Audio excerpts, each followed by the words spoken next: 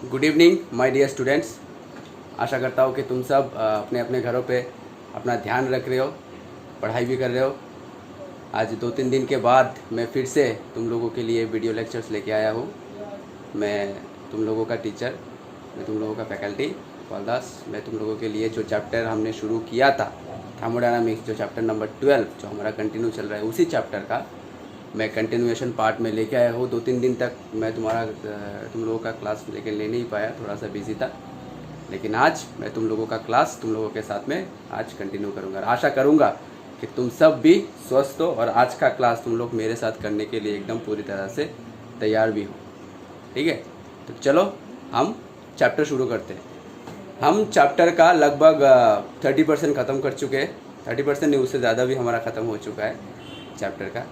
हमने state equation of a adiabatic process यहाँ तक हमने ख़त्म कर लिया है। वहाँ तक हमने रिलेशनशिप देखा है, P V to the power gamma is equals to constant. Gamma क्या था? Ratio between specific heat at constant pressure molar specific heat at constant volume. यही तक हमने प्रूफ किया था। तो आज हम यहाँ से कंटिन्यू करेंगे। हमने रिलेशन स्टेट इक्वेशन ऑफ हमने देखा था state equation of a adiabatic process.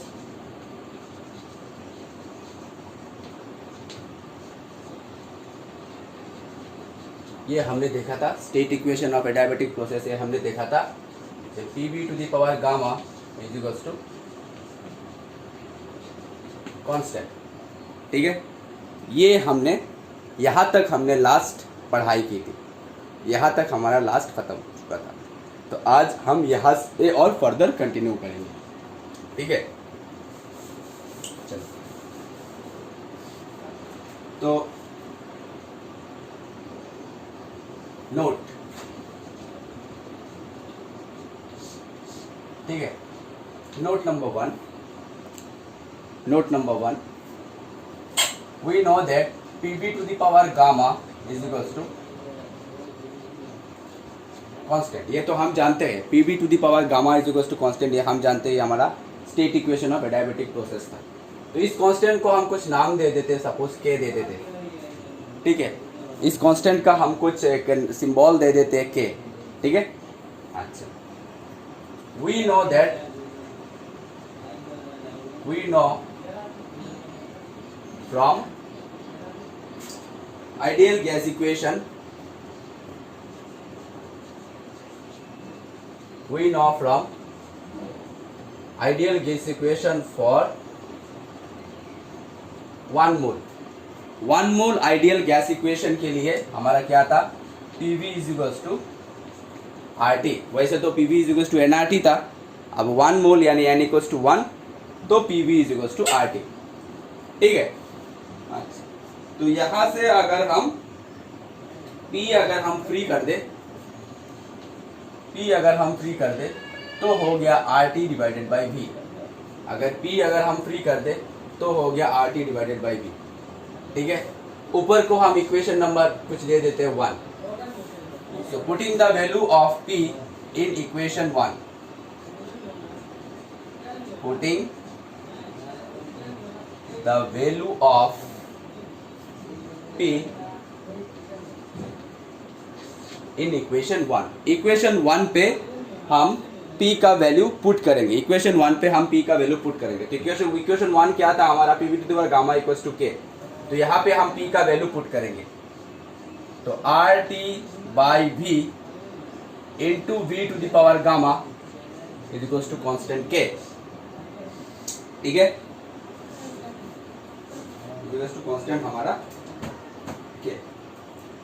तो यहां से हमारा हो गया RT into V to the power gamma minus 1, ऊपर का गामा नीचे का 1, तो पावर माइनस हो गया, gamma minus 1 is equals to K। यहां तक तो मैथमेटिकल कैलकुलेशन समझ में आया। अभी कोई फिजिक्स नहीं चल रहा है, सिर्फ मैथमेटिक्स चल रहा है। तो यहाँ पे RT V to the power gamma minus 1 is equals to K। ठीक है, यहां तक उतारो पहले।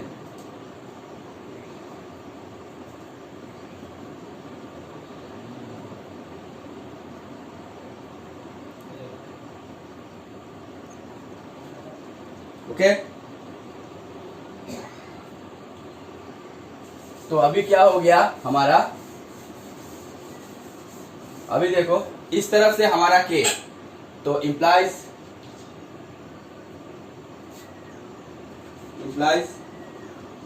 r, अगर r तो हमारा यूनिवर्सल गैस कांस्टेंट है, तो T into V to the power gamma minus 1 is equal to k by R. ठीक है, k भी एक कांस्टेंट है, r भी यूनिवर्सल गैस कांस्टेंट है, तो ये k बाई आर ये भी हमारा एक कांस्टेंट ही रहेगा। ठीक है, k तो हमारा उस constant P to the power gamma जो कांस्टेंट है वो कांस्टेंट है k, r universal gas constant है, तो इन दोनों का डिवाइड अगर रेशियो भी एक कांस्टेंट ही आएगा। ठीक है, ओके, तो implies t into V to the power gamma minus 1 is equal to constant. This is another equation of, this is another form of state equation for adiabatic process.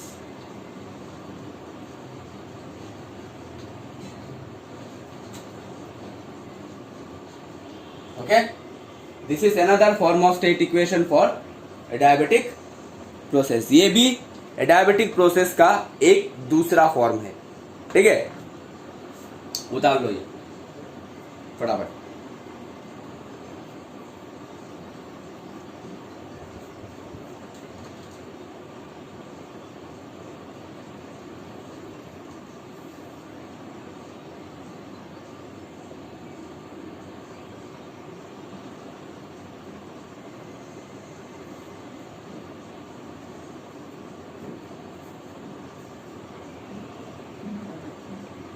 Okay,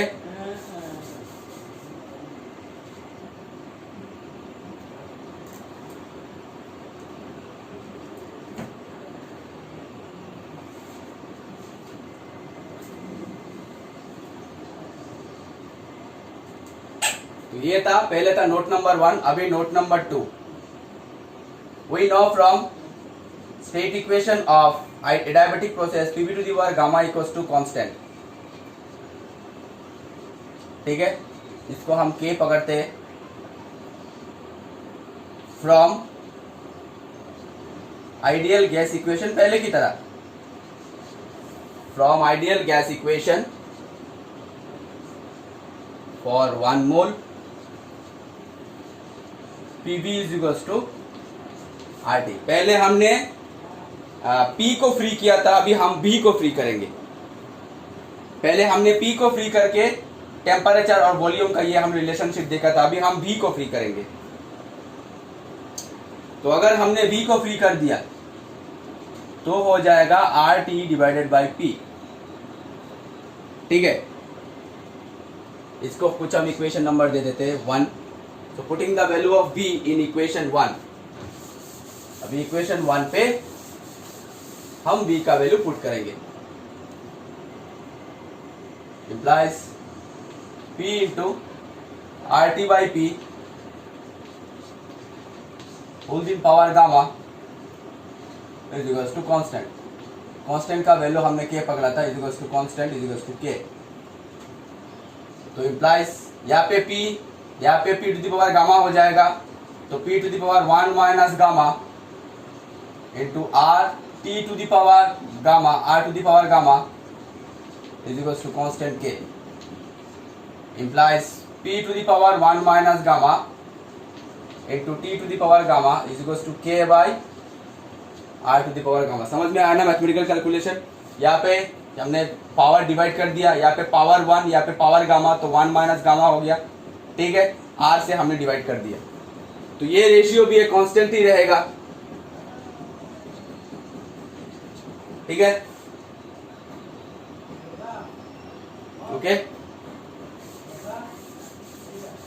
इसको अगर हम थोड़ा manipulation करें तो T to the power gamma into P to the power gamma minus 1 नीचे लेके आ गए।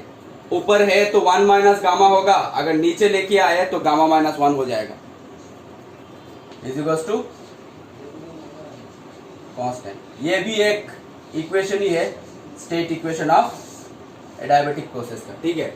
In terms of pressure and temperature this is the relation, और प्रीवियस वाला जो था in terms of temperature and volume, ठीक है। उतार लो ये।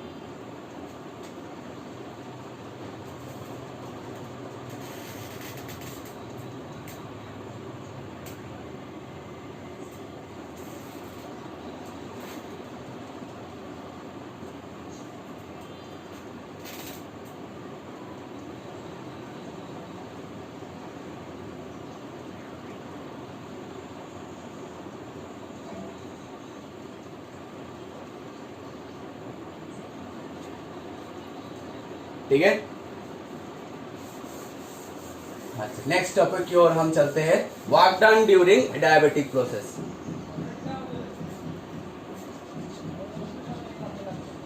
Work done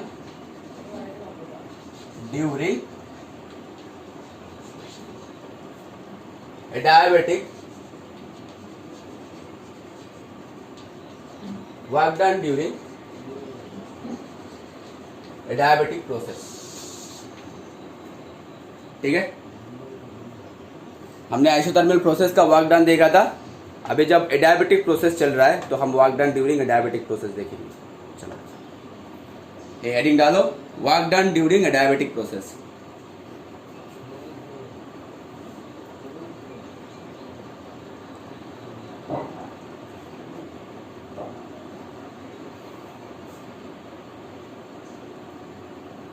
So we know that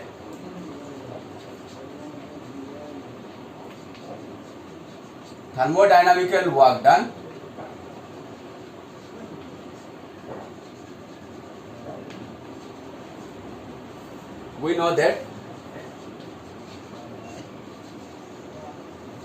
thermodynamical work done dW is equals to PdV, ठीक है। dW is equals to PdV। तो अभी अगर टोटल W अगर हम निकालना है तो W is equals to integration dW limit from 0 to W, इसको हमको इंटीग्रेशन करना पड़ेगा limit from V1 to V2 PdV, ये तो हम जानते ही है, यही है हमारा थर्मोडायनामिकल वर्क डन। इसको हम इक्वेशन नंबर कुछ दे देते हैं 1, okay. Thermodynamical work done dW is equals to PdV, ये तो हम जानते ही है। अगर टोटल वर्क डन निकालना है तो dW को हमको इंटीग्रेट करना पड़ेगा, तो ये हमें dW को इंटीग्रेट कर दिया। अब इंटीग्रेशन आ जाएगा, प्रेशर तो हमारा कांस्टेंट ही है, तो प्रेशर इंटीग्रेशन रहेगा ओनली हमारे चेंज इन वॉल्यूम dV के ऊपर, तो कहां से कहां तक, V1 से लेके V2 तक, ठीक है। इसको हम इक्वेशन नंबर 1 दे दें। अभी now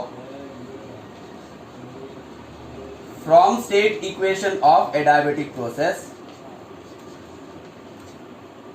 from state equation of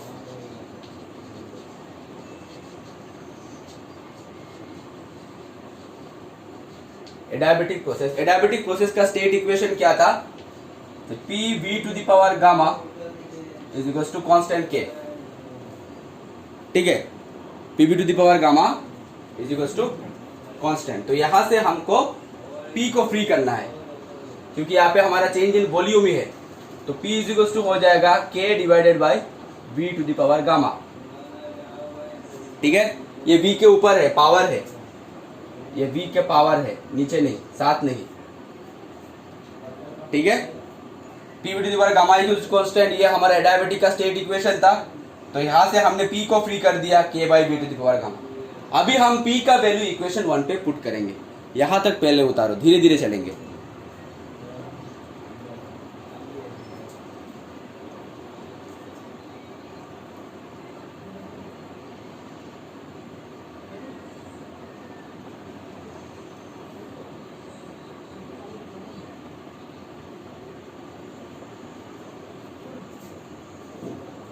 अभी हम इक्वेशन 1 पे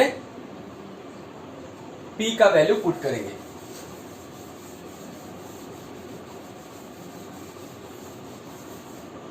चलो तो इक्वेशन 1 पे P का वैल्यू पुट करते हैं। W is equals to integration V1 to V2 t का value k divided by v to the power gamma into dv।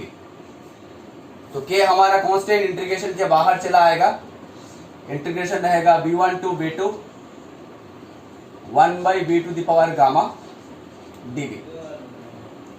ठीक है, अभी साइड में मैं थोड़ा सा मैथमेटिकल कैलकुलेशन, तुम लोग तो इंटीग्रेशन तो तुम लोगों का तो है ही, सिलेबस में भी है, तो साइड में मैं थोड़ा सा कैलकुलेशन करके देता हूं। देखो 1 by V to the power gamma को हम लिख सकते हैं V to the power minus gamma लिख सकते हैं ना। 1 by X to the power 5 को लिख सकते हैं हम X to the power minus 5, ये लॉज ऑफ इंडाइसेस बोलता है। ठीक है, 1 by X to the power 5 को हम X to the power minus 5 भी लिख सकते हैं। ओके, तो 1 by V to the power gamma को हमने V to the power minus gamma लिख दिया। ओके, तो अभी हो गया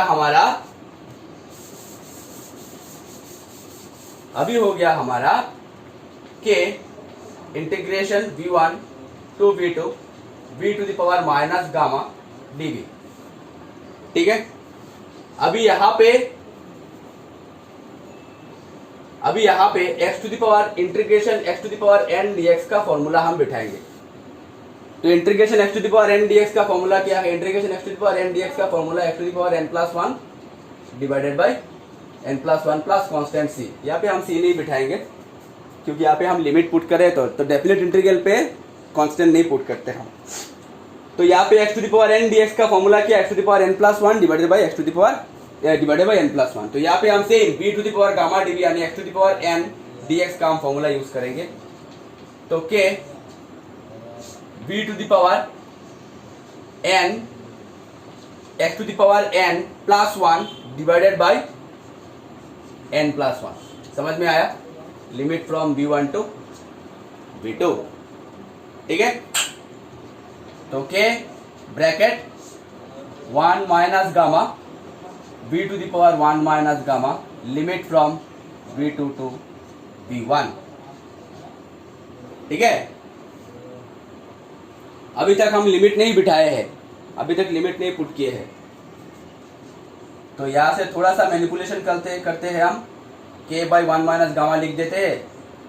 तो यहाँ पे v to the power final limit बिठाते हैं v2 to the power 1 minus gamma minus initial limit v के जगह पे initial limit v1 to the power 1 minus gamma.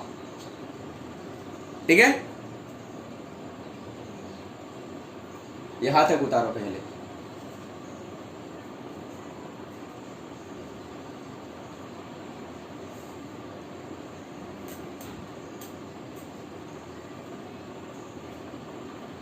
W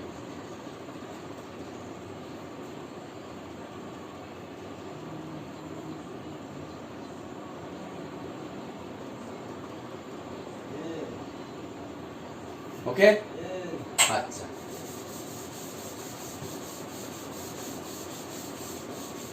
अभी ये जो हमारा इक्वेशन आया है, इसको हम कुछ इक्वेशन नंबर सपोज 2 दे देते हैं। ठीक है, अभी state equation from adiabatic process, state equation of adiabatic process pv to the power gamma is equals to constant k। ठीक है, ये तो हम जानते ही है। ठीक है, अब इसको अगर हम थोड़ा सा मैनिपुलेशन अगर करके लिखे तो हम लिख सकते हैं p1 v1 to the power gamma is equals to p2 v2 to the power gamma is equals to constant k। ठीक है, अगर pv is equals to constant रहा, यानी प्रेशर और वॉल्यूम का मल्टीप्लिकेशन है हमारा कांस्टेंट, तो p1 v1 का भी जितना मल्टीप्लिकेशन होगा p2 v2 का भी सेम मल्टीप्लिकेशन रहेगा, कांस्टेंट ही रहेगा। समझ में आया? ठीक वैसे ही p v to the power gamma is equals to constant है, यानी p और v to the power gamma का मल्टीप्लिकेशन है हमारा कांस्टेंट। तो p1 v1 to the power gamma का मल्टीप्लिकेशन और p2 v2 to the power gamma का मल्टीप्लिकेशन, दोनों का मल्टीप्लिकेशन भी हमारा कांस्टेंट ही रहेगा। ठीक है, अच्छा तो अगर यहां से हम देखो, यहां से v2 to the power 1 minus gamma, एक काम करते हैं, यहाँ पे k है ना, यहाँ पे k है ना, तो k की जगह पे हम p1 v1 to the power gamma और p2 v2 to the power gamma बिठा देते हैं। Now from equation 2 w is equals to 1/1 minus gamma. तो यहाँ पे k से मल्टीप्लिकेशन करते हैं तो k into v2 to the power gamma आएगा। k का वैल्यू हम p2 v2 to the power gamma बिठाते हैं, p2 v2 to the power gamma, k का वैल्यू बिठा दिया। उसके बाद ये है हमारा v2 to the power 1 minus gamma. समझ में आया?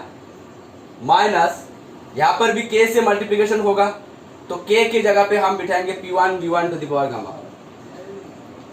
उसके बाद है हमारा v1 to the power 1 minus gamma. ठीक है, मैथमेटिकल कैलकुलेशन समझ में आ रहा है?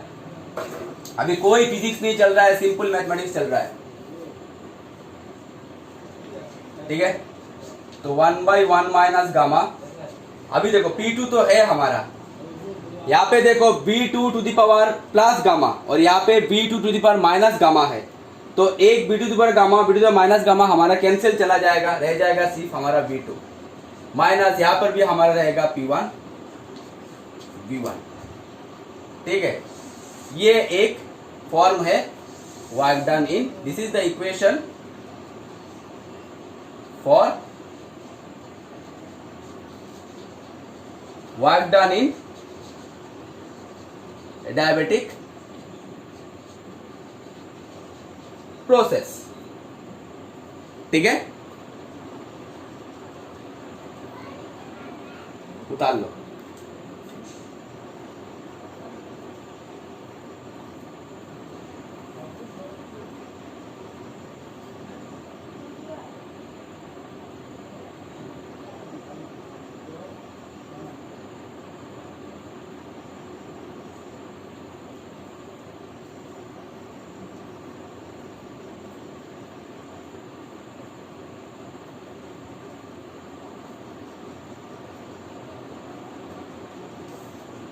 ठीक है, इसको हम इक्वेशन नंबर संकुच 3 दे देते हैं। अभी इक्वेशन 3 को थोड़ा अगर और भी मॉडिफाइड करें तो और भी ज्यादा खूबसूरत इक्वेशन आता है। देखो, फ्रॉम आइडियल गैस इक्वेशन, कोई अगर यहां पर भी करेक्ट, यहां तक अगर छोड़ देगा तो भी करेक्ट है, अभी जो मैं कर रहा हूं यहां तक भी करेगा तो भी करेक्ट है। From ideal equation Pv is equals to RT, ये तो हम जानते हैं 1 मोल के लिए Pv is equals to RT है। तो अगर इसको हम थोड़ा मैनिपुलेशन करें तो P1 V1 is equals to RT1 और P2 V2 is equals to हो जाता है हमारा R। समझ में आया? P1 V1 is equals to RT1, P2 V2 is equals to RT2। तो यहाँ पे हम P2 V2 और P1 V1 की जगह पे हम बिठाते हैं। Now from equation 3, now from equation 3 तो W इज इक्वल्स टू हो जाएगा R कॉमन आ जाएगा 1 माइनस गामा, P2 V2 की जगह पे अब हो जाएगा अंदर T2 माइनस T1। ठीक है, समझ में आया?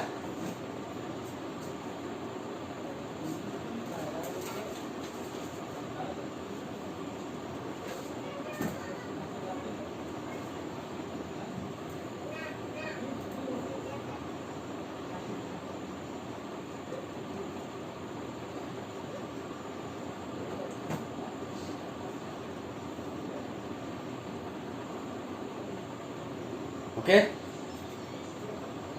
तो हमने जो एडायबेटिक प्रोसेस शुरू किया था, वो जो पहले एडायबेटिक प्रोसेस शुरू किया था, आइसोथर्मल प्रोसेस देखा, आइसोबारिक देखा, आइसोकोरिक देखा।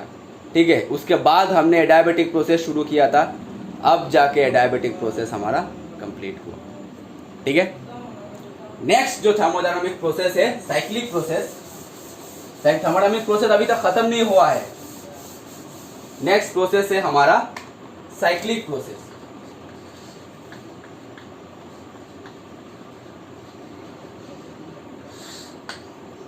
ठीक है, साइक्लिक प्रोसेस, हेडिंग डालो साइक्लिक प्रोसेस।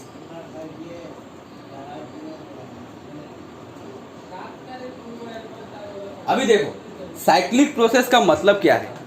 एक थर्मोडायनामिक प्रोसेस शुरू हुआ यहाँ से, तो यहाँ तक, यहाँ पे एक थर्मोडायनामिक प्रोसेस, यहाँ पे एक थर्मोडायनामिक प्रोसेस, यहाँ पे एक थर्मोडायनामिक प्रोसेस, यहाँ पे एक थर्मोडायनामिक प्रोसेस। अगर घूम के जहाँ से शुरू हुआ है वहाँ पर अगर घूम के अगर वापस आ गया, एक थर्मोडायनामिक इक्विलिब्रियम स्टेट से शुरू हुआ है, प्रोसेस शुरू हुआ है, मान के चलो एक थर्मोडायनामिक प्रोसेस, साइक्लिक प्रोसेस मतलब it is the process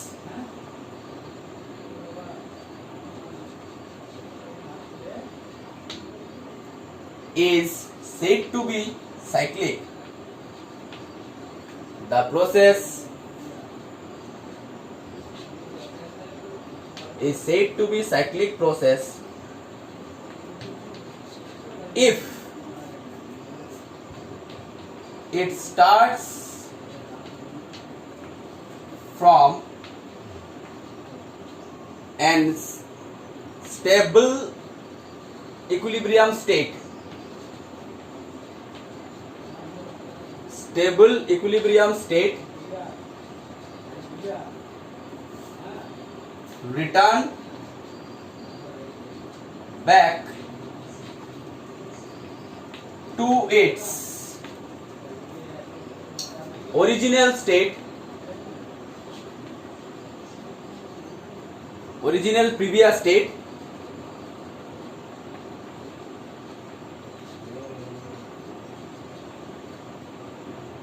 undergoing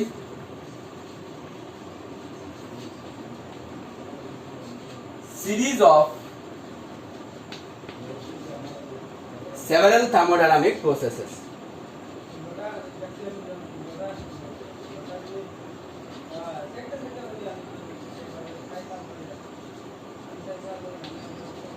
Series of several thermodynamical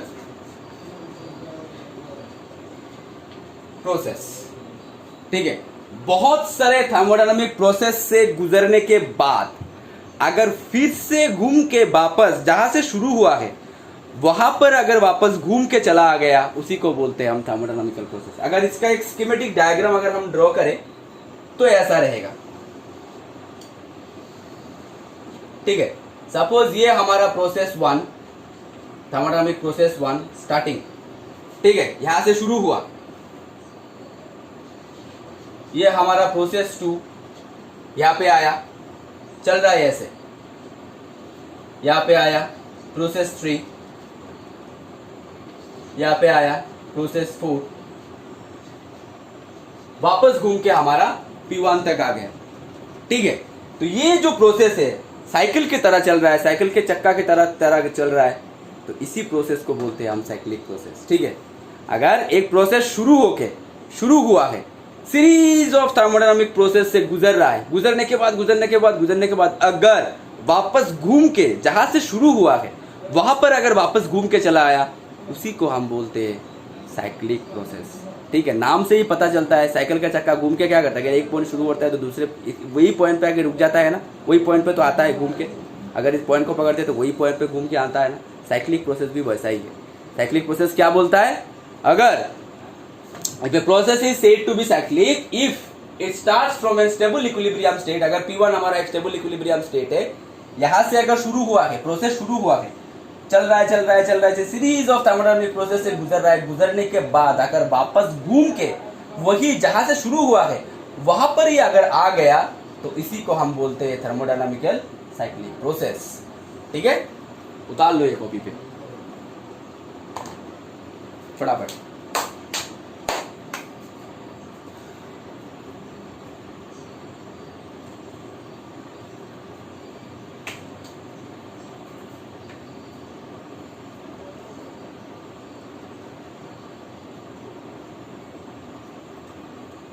तो स्टूडेंट्स, आज का लेक्चर यहाँ तक ही समाप्त करते हैं। हमारा एक और प्रोसेस रह गया है, रिवर्सिबल एंड इरिवर्सिबल प्रोसेस। वो अगर हमने ख़त्म कर लिया तो कार्नोट इंजन रह जाएगा, second law of thermodynamics, Carnot engine, और भी बहुत से इंटरेस्टिंग टॉपिक है। 2-3 और लेक्चर हमको चलेंगे थर्मोडायनामिक्स से, तो हमें थर्मोडायनामिक्स भी हमारा ख़त्म हो जाएगा।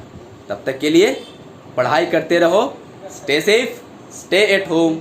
Thank you so much.